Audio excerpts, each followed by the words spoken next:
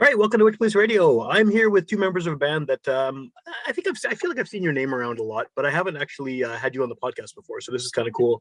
Um, and I think that the best way to start this off is really to just get the two of you to introduce yourselves and what you do in the band, because I think that it's gonna just help listeners put a name to the voice. So let's start with Ben, and you can sort of give us some info about what you do. Yeah, I'm Ben Chuddy. I play guitar in the band, the co-founder of the band. Yeah. Cool. My name is Chris Cozy. I play bass and do backing vocals in the band. I'm not one of the original members. I think I've approaching year two, Okay. maybe. But it's been really good, and so far it's been a lot of fun. Well, and I guess maybe that's a starting point is just what is the history of this band? Because I mean, like you said, you've been here for a couple of years and you're not an original member, so it clearly goes back further than that. So what's the background here? How long has this been around? Uh, this iteration of the band's been around for a few years. It's been as you know, it's been a roller coaster ride the last 5 years. I mean, the last couple of years with COVID. Sure, yeah. But yeah, the guys, we used to be in a different project actually.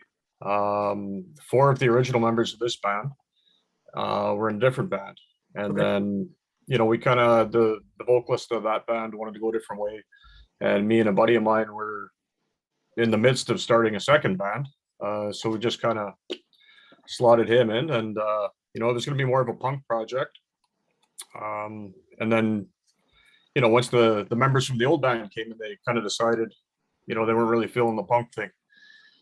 So we kind of started going back into just more of a classic rock bluesy kind of direction, and so the Scott was his name. He decided that's not my wheelhouse.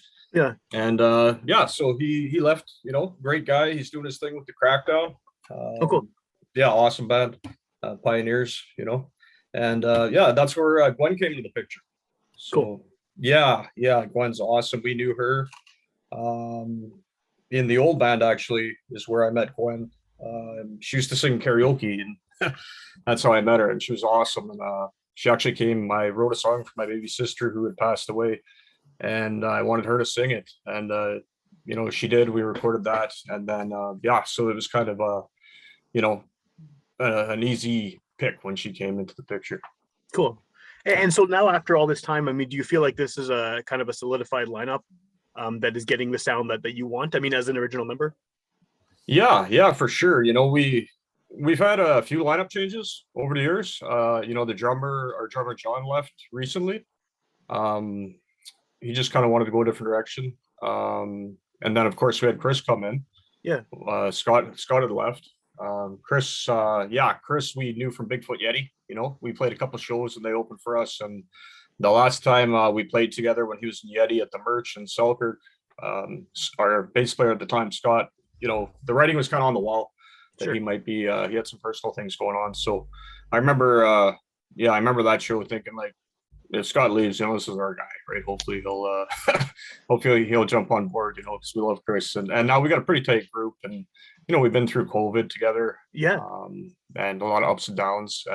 We got a new drummer in now, Frez, and he's really pumped. So yeah, we're hoping that that's the case. We definitely talked about that we just want, we hope everyone sticks around, because as you know, bands are fragile. And a lot of things happen. So yeah, especially, I mean, not only with COVID kind of getting right in the middle of things, that's affected so many bands negatively, whether it's been they just, a lot of bands just ended because they haven't had the time to get together to rehearse. People's lives have changed dramatically because of this. So, I mean, it's cool that you managed to keep this together through all of that, and then everything before it as well. Chris, did you know that they were scouting you? You're just saying, I don't know if I knew that they were scouting me, but I mean, we had a lot of fun playing with those guys, and it was fun opening up for them. And I could tell when I dealt with Ben leading up to the show with just information on the bands and whatnot. That these are pretty good guys, and they seem pretty easy-going, and I like them. So if ever got a chance to jam with them, I definitely try it. And yeah, it just worked out with timing. I was leaving Bigfoot Yeti, so I needed another band, and it worked out really good. We live really close to each other too, so it's really convenient, and that helps. Yeah. Mm-hmm. So with that, I mean, I don't want to dwell too much on COVID. I'm so sick of talking about it. And I even mention every time I do a podcast that I'm sick of talking about it, but I have to bring it up because it's affected everyone, right, over the past couple of years. And so you have new music that's come out recently. You have a single that I was listening to today. And what has it been like? Sort of, I'm sure you had that ready to go before a lot of this stuff happened. What has it been like trying to put out music in a time period where no one really knows what's happening? I mean, it's very different than it would have been even 2 years ago to even release a single, because the traditional way of promoting that and of basically playing shows and getting it out there that way, that hasn't been an option. So what was that like for you? It's been patience testing for sure. Yeah, it's been a bit of a train wreck. We actually recorded the album like twice. Okay. Yeah, the whole first thing? time. Yeah, the pretty much. I mean, the first time through was through COVID, and it slowed and delayed everything. Just it's really hard to keep chemistry going and Yeah. the vibe and everything. Momentum, definitely. Yeah, super hard. And then we just weren't happy with it, so we redid it. And then COVID hit again. It opened up last summer. Yeah, there was that brief window summer where it before- seemed like things were getting better. Yeah, and then so we jumped back in the studio, and then it got shut down again. So it's been a slow going for sure. But yeah, we're excited to get it out. We should have the album out in the summer, and we already have material for like half of another album. Cool. Which so we're pretty stoked. We got a single coming out. There'll be a lyric video coming out on Friday, and then another single coming out at the end of the month. So you're finally kind of pushing it out as best you can in this weirdness we're all stuck in. Yeah. Did it I mean, like you said, you've recorded the thing twice, which is not a usual circumstance, obviously. That's right. I mean, were you able to get together in any way other than that kind of brief time period? I assume probably not, right? Because of the lockdowns and the restrictions and things. Like, how does that affect you creatively? Just not having, I mean, you can do this, you can be on Zoom or whatever, but you can't be in the same room and actually playing music, face to face. What is that like as musicians, not having that opportunity? We wrote a lot. Sorry, go ahead, Kris. No, I was just going to say it's definitely tough to write new material if you're not bouncing ideas off somebody, especially if you don't have the right setup. It's hard to do real time jams and that sort of thing over these video conferencing. But I think we took that time to hone out a lot of the songs and kind of get them really, really good. Especially doing the album twice, we really nailed those songs down. And it's good too. I mean, having a new drummer come into the picture too, we can basically say, hey, we've played these songs so many times that we can just kind of get things going, and things have been going really well because of that. Okay. So it was a challenge, but I think we made the most of our time. At least I did on my end. You work on the songs a lot, and you just keep practicing. Try to keep your spirits up, right? For sure. And it's funny, Sam. A lot of the songs we've written are through Messenger, actually. Oh, really? Okay. Just because we haven't been able to get together, so someone will come up with a riff, whether it's me or Sean, and we'll just post it. Somebody else will jump on lyrics, and it'll just get going. And then when we are able to get together, it kind of comes together. But a lot of the songs we've written have been over Messenger. Is that how the writing process usually is with this band too? Like the collaborative, everyone's involved in contributing some part of it? For the most part, yeah. It always starts with the music. Either myself or Sean will come up with a riff, or I'll come up with a structure of a song, or vice versa. And then somebody will jump on the lyrics. And Gwen's really taking the helm of that right now, which is awesome. But pretty much everyone's contributed to the album. Cool. And I mean, Kris always adds his layer. He's the second time through recording there, he kind of added a whole nother layer on the bass there, which was super cool. Yeah, it was super fun. It's good you got the opportunity to do it twice then, right? Because then you can actually sort of see the difference. I mean, the listeners won't, because we're hearing the finished product, but I'm sure you guys can compare and contrast the two versions of it and see sort of what you've improved the second time around. For sure. Yeah. It's unorthodox, but yeah, absolutely. Yeah. Well, what's I don't know how to say this question without sounding like an asshole, but why classic rock? And the reason I say that is because classic rock, I think a lot of people hear that and they assume cover band right away, right? They think it's like, okay, you're going to play some Led Zeppelin covers, you're going to play some AC/DC covers, and there's nothing wrong with that. It's a thing of its own, but you're doing original music, and that style, I think people have I mean, I do anyway, an association. Oh, it must be a cover band, because why are people playing original classic rock music in 2022 when that's it has an association, right? So what is the appeal, I guess, for you guys, and how do you take that style and make music that is fresh and new and unique, despite having kind of the baggage that the term classic rock carries with it, if you know what I mean? Yeah, go ahead, Chris. No, that's an interesting question. I know. Or maybe the you don't songs agree with me. I'm definitely- not sure. Like, No, they do have that feel to them. A lot of them. We always refer to it as like as this prairie rock when we're jamming or discussing what we think the sound sounds like. And I know, we all have different influences that we gather ideas from. I know when I'm playing or coming up with the bass line for a song, I have I've all these bands that I've drawn influence from in the past, the classic rock bands. And I mean, we just kind of put our own spin on it too, right? We know what songs what they'll sound like when we play like those covers that are from like AC/DC or Rolling Stones, and we definitely have the same sort of sound as some of those songs, but I think just with the way that we all take different influences, we kind of just make them sound just a bit different. And I don't think they sound old. I think they sound fresh in their own way, but still familiar too, I guess is what I'm saying. okay, no, that makes sense. Yeah, they have a familiar feel, but it's something different. Yeah.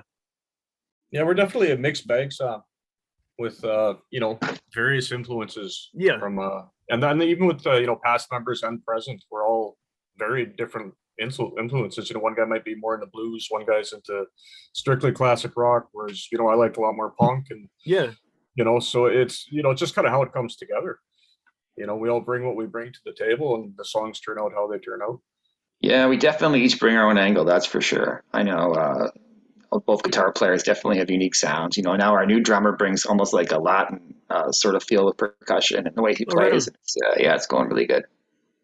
Is there, I mean, I guess just to jump off maybe it's a misconception about classic rock, but, and I know, and again, I realize your classic rock is only one element of what you're doing, but what kind of, because if you were like a hardcore band or, a folk band or a country band, there's very specific, obvious scenes that you would fit into within the larger Winnipeg music scene, right? Where does a band like you fit in? I gather you could probably play a lot of places because you have that rock sound, you have the blues rock thing going on, you have all these elements that are very popular. But is there the same type of scene that there would be for, say, a punk band, where there's this kind of tight knit community that kind of gathers around that music? You know what I mean? I think we fit great in the local bar scene, like the smaller bars. I know that the bars in the towns just outside of the city where we feel we definitely fit in definitely great. As far as niche markets go, I'm not really sure. It's hard to say. I know that people, they seem to like it. So that's what you want, right? Yeah. Yeah, and we because we do a mix when we're doing live, depending on if we're doing one set with a couple of groups where it is kind of a niche thing, or whether we're doing some 3-4 sets. It's pretty versatile mix. Like we got some bangers, and so we can bring those to it if we're doing a one set show with a heavier lineup. We could custom tailor for sure. Yeah. If it's a bluesier lineup, we could pull out our blues stuff. And yeah, that's kind of, I don't know. We kind of joke around with that term prairie rock because it's kind of a mixed bag, right? Where in the prairies, there's a lot of different, genres going on and, niches, like you say, Yeah. And I mean, I guess prairie rock is kind of evocative too of a lot of the stuff we're talking about. I mean, you think about that term and you think, okay, what have I heard on the radio driving down the prairie? Like, I mean, and a lot of those things we're talking about, those all fit in blues and classic rock and all the, even some punk stuff, right? Those all kind of could go under that umbrella term. With this record, what do you I mean, hopefully things change and they seem to be. Shows are happening again. Bands are being able to play again. People are going out. No one knows whether it's going to last forever or what, but assuming things continue on this path of like, shows are opening up, you're able to play, you're able to perform live in front of an actual audience.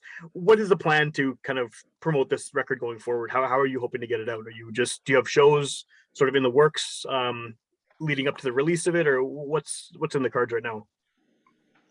We discussed that, and we kind of we do have we have a show booked in June in St. Anne. We got a couple shows in August, but as far as an album release, I think we're kind of at the point where, having recorded it twice, we just want to kind of get it out there and move on. It's time. To move on to the next album, and start working on the next album, and do it with that one. Hopefully, fingers crossed, if everything stays normal. Of course, yeah. Well, that maybe brings up another question then. Do you feel, like you said, you've been working on, you have all these new songs now already, and this one's not even out yet. Do the other ones feel old? Do the ones recorded? I know they're not old to listeners. People are going to hear the record and it's going to be new to them unless they've seen you live and recognize some of the songs from there. But I mean, do they feel, has the sound progressed enough that it almost feels like a different band, or do you still feel like this record that's coming out is on track with the way the band's going musically as well? If that makes sense. That's a hard question for me to answer because I've only been in the band for a couple of years. I mean, Ben would probably a better insight into that than me, I'm sure. Yeah, I think with the lineup changes, it's kind of kept it fresh. Okay. Because when Kris came into the band, he kind of added a whole new layer to each of those songs. He kicked it up a few notches and brought his creativity to it.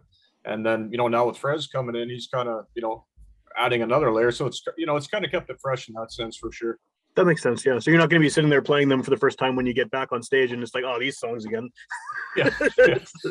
Like we're all very excited that would to play. suck, right? If you have to go through all this time of recording the album twice and then you're done with them and you moved on. But yeah, no, it's good to hear you have new stuff though, because that's I think that's where you want to be, right? Even though there's been this lockdown and the pandemic's killed off a lot of shows, you're obviously looking forward instead of trying to regain something from the before times, right?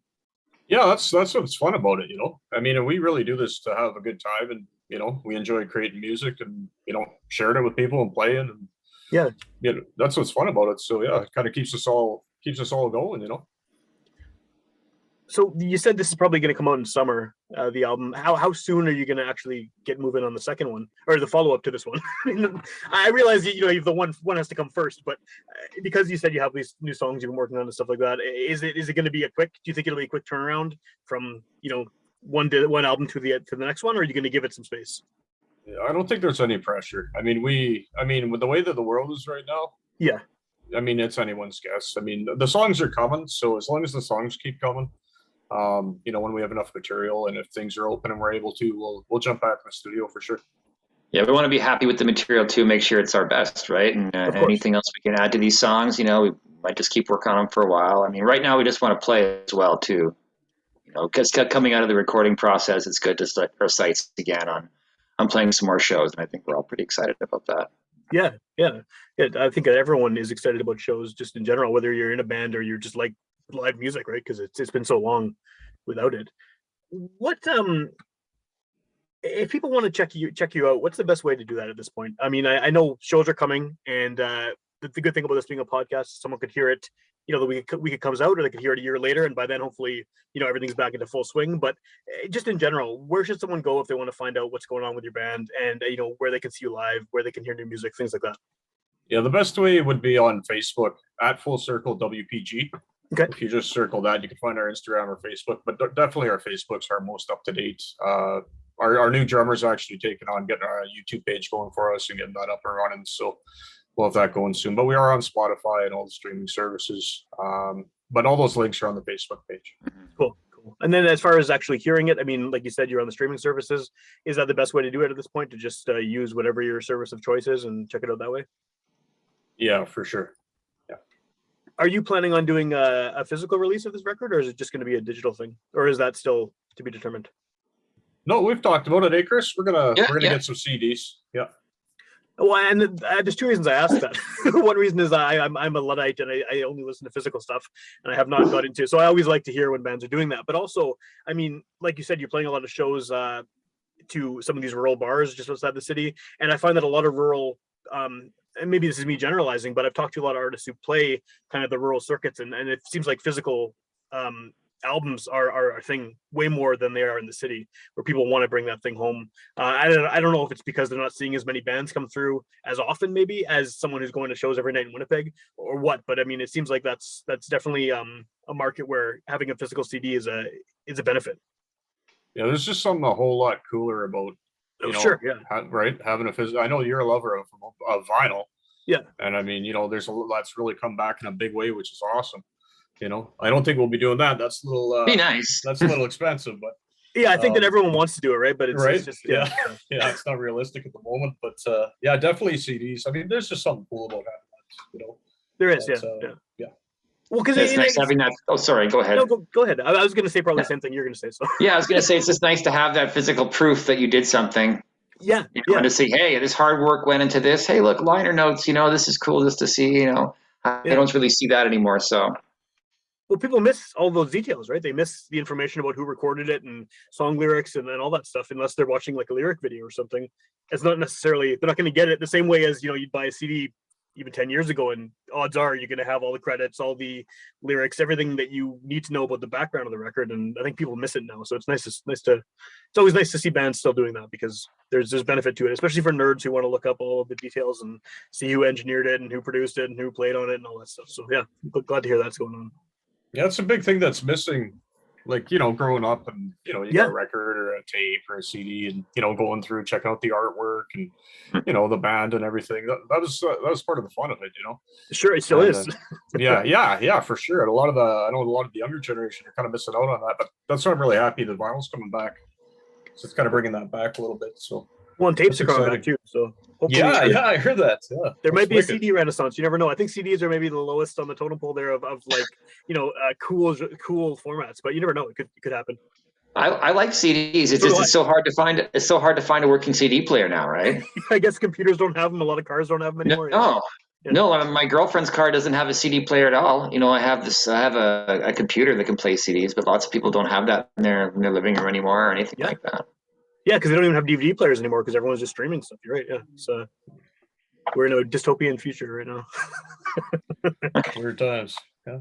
Do you have a name for the record yet? Has that been determined at this point, or is that still TBA? Yeah, the single we're releasing is the title track. So The Road. Okay.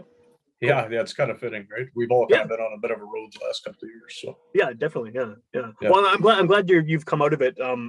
First of all, still being a band, and secondly, like obviously it hasn't slowed down the creativity at all, which is nice to see, because I think that like it's so weird talking to people for the past 2 years, because their experiences have been so drastically different. Some people have almost given up. Some people have been using the time to just plow through and create tons of content, and it's so weird. Like no one has enjoyed it, I guess, but I'm glad to see you guys are you found a way to stay creative and keep kind of the momentum going. I sure am glad too, Sam. Yeah. No, we're still having fun, and we're passionate about it, for sure. I know Gwen's really passionate about the band, which is awesome. Kris, myself, and Sean, we've been playing together for quite a while now. So yeah. So as long as we're together, we're good.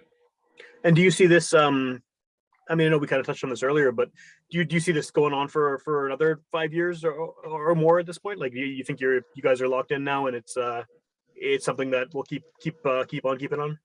I think so. I mean, I know right from the start we kind of talked about that. We're a really democratic band. Everyone votes, and there's no one dictating or anything like that. And we want to keep it that way. We want it to be fun, and everyone have a voice, and do it for a long time. So yeah, everyone respects each other too, and it's a really good musical environment. It's great to bounce ideas off everybody, and everybody's always so positive and excited, which is nice.